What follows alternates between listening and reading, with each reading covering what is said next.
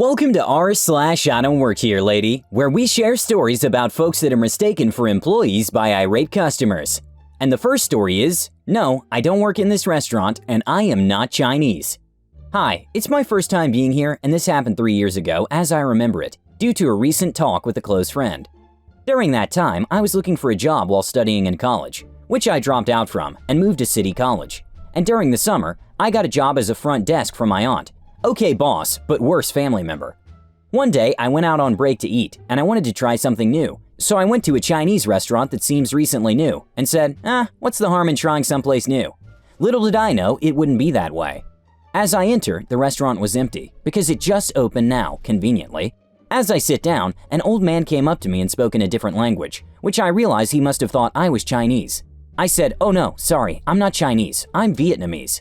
The change of tone from him went from tired to glee, to then as translated spoken clear Vietnamese. You are? I am too. Chinese is second language. I was surprised, and we talked for a bit before I told my order, and he progressed to the kitchen, to which turns out was made up of 2/3 Vietnamese as well. Small world, huh? As I sat down, I was waiting until I get a tap at my shoulder and stare at a lady and her two friends, who seemed to want to sit down somewhere. Here's the cast. ML, mean lady. F1, friend 1. F2, friend 2. Me, Oli. OM, old man. Mean lady, excuse me, can we find a place to sit? Note that there wasn't that much people there yet and the place was almost empty, except me and a 4-seat table. Me, you can find a seat anywhere here I think. It's not busy yet. Mean lady, okay. Mean lady and her friends sat down as I was waiting for food to arrive. It's been 4 minutes, but my mind was all about food that day. Then a few seconds later, I got a tap on my shoulder again and mean lady was there again. Mean lady, excuse me, aren't you supposed to take our order now? Me looking at her confused. I'm sorry? Mean lady, aren't you the waiter or server here? You should consider getting off your phone and pay attention to your customer. Me, realizing what she means. Oh, no, I don't work here. I'm sitting down to wait for my food. Mean lady, yeah, consider your break over. You can get your food once you get our orders. Me, no, I am on break, but I work at the salon 2 blocks from here. Mean lady, no, you worked here. I saw you talking to your boss there. Turns out she saw me and old man talk to each other and thought we were working with each other. Me, no, you see, we were talking about… Mean lady, you think just because we can't understand you doesn't mean we don't have feelings? You Chinese are all the same. Now at this point, I would be calm and correct her, but over time, I was called Chinese and was profiled too much, and was made fun of with a bad phrase so often it was sad. Now hearing that, and knowing that old man wasn't actually Chinese, I stood from my chair and said, me, listen, first off, I'm a paying customer as well, paying. Second, do you honestly see workers on their phones sitting down? Often not. Third, it's none of your business if you can't understand me or old man. Just because we met and talk a bit with the same language. And lastly, I am not effing Chinese, for F's sake, you racist AB. Learn to effing ask.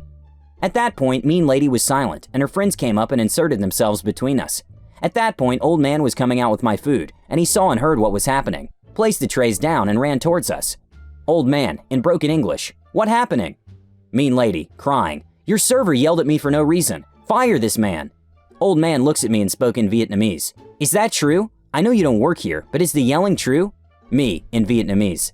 Yes, I did yell because she thought I worked here and called me Chinese. I'm sensitive to being called that most of the time. I'm sorry if that made a commotion. Old man, in Vietnamese. Ah, it's okay. I can understand that. Mean lady, getting irritated, stopped her crying and said, Mean lady, oh my god, stop conspiring against me, you Chinese communists. Excuse me? Did you call us communist? Me, Jesus woman, for the last time, I'm not Chinese, and that's just rude. Old man, Vietnamese. My god, she has a twisted tongue, she does. As soon as that happened, the friends gathered their stuff and one of them pulling her back said, Friend 1, this is literally the 3rd time you pulled a stunt like this. Next time, we're not inviting you again. Friend 1 pulls her out as she's still shouting profanities at us. Friend 2, in Vietnamese surprisingly, sorry about my friend. She's hard to deal with when it comes to Asians in general. She thinks all of them are Chinese or Japanese. We talked for a bit and the old man asked if they want to come back. They are free to, just not with her again. After friend 2 left, old man asked if I wanted my food and for a discount. I said the discount wasn't necessary, but he said he insisted, saying it was an employee discount and winked at me. We both laughed. The meal was so good. I came back there again when I was free and often talked to old man a lot and most of the workers at back and enjoy the food since. The second story is, she obviously doesn't work here, Mom. This isn't one of those get berated by Karen stories. It's actually kind of funny. Also, I'm on mobile and have no idea how formatting works yet, so sorry in advance. Not sure if this is important, but we're both 16. So about a month ago, my friend, after weeks of convincing her parents to let her have a crested gecko, finally got the okay from them, so long as she went out and bought all the supplies herself, since their work schedules wouldn't allow them to go with and help. We don't have anywhere to buy gecko supplies where I live. The nearest place is about 50 minutes away, so she invited me to go and we made a day out of it. Anyways, the only place anywhere near us that had stuff for geckos was the PetSmart of the nearby city, so we had no choice but to go there. My mom also gave me $20 to buy my dog a new rubber Kong bone, since he had destroyed his old one. A little important later. Once we got to the PetSmart, we started filling a cart up with all the supplies she would need for her gecko, based on the research she had done. We got to where the heat lamps were and she was stumped. There were a bunch of different ones and she couldn't remember exactly which kind she needed. I assured her that it was no problem. She could do a quick Google search and I would go and find the bone for my dog quick. With that, I left to go to the other side of the store. I hadn't been to this PetSmart in a while, so I wasn't sure where exactly these bones were, or if they even had them since we ordered this last one online. I just walked to the dog toy section and started looking. In the middle of my endeavor, I accidentally hit a few things off one of the racks, and so I started to pick them back up. I noticed a lady watching me out of the corner of my eye, and I thought that was a little strange, but I'm not one for confrontation, so I decided to let it slide. Besides, I figured she probably wasn't even looking at me, just scanning the aisle. When I finished, I found the dog bone and happily retreated out of the aisle, where I almost ran into the lady who was watching me and had an amazing interaction with her and her daughter. Me, "Oh, sorry, didn't mean to almost hit you." Nice lady, "Oh, no worries, I did have a question for you though." Me, confused, "Oh?" Nice lady, "I was wondering how much your dog pools cost. I wanted to buy one, but I couldn't find the price at all." Now, it's important to mention that the PetSmart uniform is primarily a dark blue shirt and khaki or black pants, and I was wearing a red t-shirt with black athletic shorts and my beautiful, awful tie-dye Crocs. Me, "Oh, I'm so sorry, I don't work here. I was just buying a bone for my dog." Nice lady, clearly embarrassed, "Oh no, I'm really sorry about that. I saw you putting the toys on the shelf and just figured you were refilling it." Me, "Oh, it's alright. There's an employee over there though who would be able to help you though." She thanked me and apologized again, turning to go to the employee. Her daughter eyed me and then, turning to follow her mom, said, "Mom, I love you, but she clearly doesn't work here. I don't think athletic shorts and Crocs are part of the uniform." As soon as she said that, I started laughing, and I walked back to find my friend, who had picked out the perfect heat lamp. I told her what happened, and we still laugh about it occasionally. She laughed when I told her I was going to post it on this sub. So yeah, it was refreshing to not have some Karen argue that I do work there. The next story is, sure, let me go back to my old job. So, a bit of backstory. I was a manager at Pet Stupid for about a year and worked at the same store for 11 years. It was an interesting experience. Needless to say, due to all of this, I'm well known in my city, and many of my customers came to me directly for everything and anything. Due to the upper management, I left, put in my 2 weeks and walked out. Now I work at Not USPS, which is a fantastic place so far. I get better pay at the bottom rung than I did as management at Pet Stupid. I also still get to see a lot of my old customers. I still get my chance to help and have a much better job all at the same time. One of my usuals at Pet Stupid came into Not USPS the other day. She really is a nice lady, so I'll call her NL for short. And of course, there is me, which is me. Nice lady, OMG, Lore's death. I haven't seen you at Pet Stupid in a while. Me, yep, I don't work there anymore. Nice lady, oh. She then proceeds to tell me about her pups, and I ask questions as I do miss the buggers. Then came the part that I have to laugh at now. Nice lady, everything has gone downhill there. I took my babies on up to the grooming salon and a new person shaved them down. Down! All their fur is gone and they're afraid to go back now, and they used to love it there. Me, ouch, your poor babies. Are they okay now? Nice lady, long tangent on hospital and bills and another manager telling her that she needed to bring the vet bills to my old location. Me, that's about right. You need to do that if the groomer hurts your pups. To be fair, most of the time dogs are too mad to do anything other than to shave down, but what do I know? Haven't been there in over a year now. Nice lady stares at me. Can you do it for me? Me, do what? Nice lady, the paperwork. If I bring you the paperwork, can you fix it? Me, sorry, I don't work there anymore. I can't do anything. Nice lady pauses for a moment, looks around, and realizes we aren't at Pet Stupid. Oh. Me, it's alright. Go there in the morning to see if they can help you.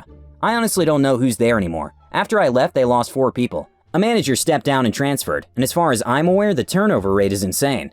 Nice lady, okay. Then she left. She really is a nice lady, and I think just got caught up in the moment. I hope she comes back in again. I do miss her puppers. The last story is your standard story, but with a twist.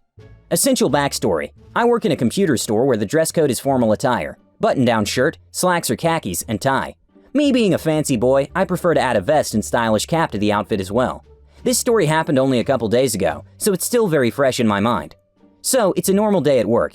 After a few hours of the grind, I get sent on my break. I've been intermittent fasting, so I'm starving by this time. What used to be a trip to the wonderful Golden Arches has changed to the local grocery store, in the same shopping center that my work is located in, once I discovered that they sold delicious, freshly made parfaits. I arrive, lock onto my target, and capture my treasure. The elation once I have that magical combination of yogurt, granola, and assorted fruits in my hand leaves me spinning. I struggle to find an open cash register. Self-checkout has a huge line, and I only have 25 minutes left on my break. I am desperately searching for someone to take my money. All I want to do is gorge myself on this healthy blend of vitamins and fats. And then I feel it, the dreaded tap on my shoulder that we all know too well. I turn and there she is standing before me. The makeup, the resting beef face, and that dreaded haircut. I'm ready for the worst. "Will you show me where the canned beef gravy is?" Karen asks me, but in a tone of voice that is more demand than request. I left my glasses at home and can't read the signs. Now, many times in my life, I've been confused for staff at establishments I did not work at. But never had I encountered a Karen before, and certainly not one who had been so angry off the bat. I knew what was happening. I had read the stories, and I was prepared. I briefly considered telling her that I did not in fact work here, but before I could say anything, I remembered that I was here on a mission. A mission with a very strict time frame that if I did not adhere to, I would be at risk for a stern talking to from my manager. I did not want that. I quickly calculated that just conceding and helping this woman would probably take less time than a potential conflict would, especially with how angry she already was. "Okay, I'm sure I can find it for you," I responded. I knew the general layout of the grocery store, having bought things from there many a time. I quickly found the canned ingredients section. There on the bottom shelf were several brands and types of gravy, many of which were beef gravy.